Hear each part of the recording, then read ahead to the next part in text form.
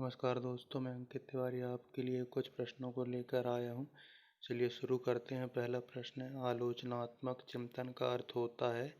पहला, केवल सकारात्मक चिंतन। दूसरा, केवल नकारात्मक चिंतन। तीसरा, सकारात्मक एवं नकारात्मक दोनों चिंतन। चौथा, उपरोक्त में से कोई नहीं।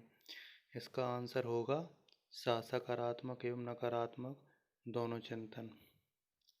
अगला प्रश्न है, सफल समावेशन को निम्नलिखित की आवश्यकता होती है, सिवाय पहला पृथक्करण, दूसरा अभिभावकों की भागीदारी, तीसरा क्षमता संवर्धन और चौथा संवेदनशील बनना। तो आंसर होगा इसका अपृथक्करण। दोस्तों, चैनल को सब्सक्राइब जरूर करें प्लीज़। अगला प्रश्न है, शारीरिक रूप से अक्षम बच्चों को सामान्यतः होता है। तो पहला डिस्कैलकुलिया, दूसरा डिसलेक्सिया, चौथा डिसग्राफिया और पांचवा डिस्थेमिया। तो आंसर होगा तीसरा डिसग्राफिया। अगला प्रश्न है, प्रतिभाशाली होने का संकेत नहीं है। पहला सृजनात्मक विचार, दूसरा दूसरों के साथ झगड़ना, तीसरा अभिव्यक्ति में नवीनता और चौथा जिज्ञासा। तो इसका पहला होगा आंसर सृजनात्मक विचार। अगला प्रश्न है, जब बच्चा पैदा होता है तो इसका तात्पर्य है।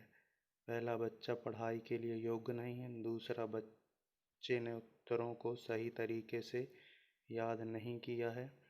तीसरा है, बच्चों को प्राइवेट ट्यूशन लेनी चाहिए और चौथा है, व्यवस्था फेल हुई है। तो इसका जो आंसर होगा वो होगा द व्यवस्था फेल हुई है। प्लीज़ दोस्तों, आपसे अनुरोध है कि चैनल को सब्सक्राइब जरूर करें। अगला प्रश्न है,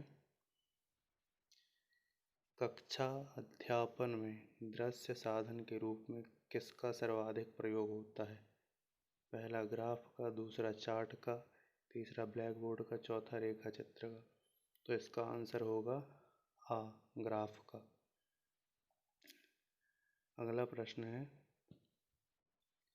जब शिक्षार्थियों को समूह में किसी न किसी समस्या पर चर्चा का अवसर दिया जाता है तो उनके सीखने का वक्र पहला बेहतर होता है, दूसरा स्थिर रहता है, तीसरा अवनत होता है, चौथा समान रहता है।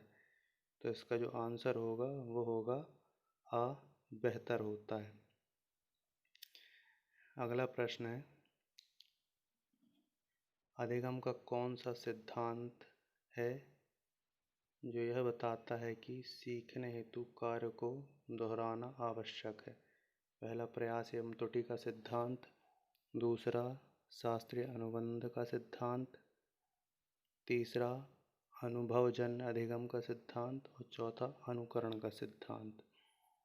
तो इसका जो आंसर है वो होगा तीसरा अनुभवजन्य अधिगम का सिद्धांत। अगला प्रश्न है, संवेग प्रकृति का हृदय है, यह कथन है।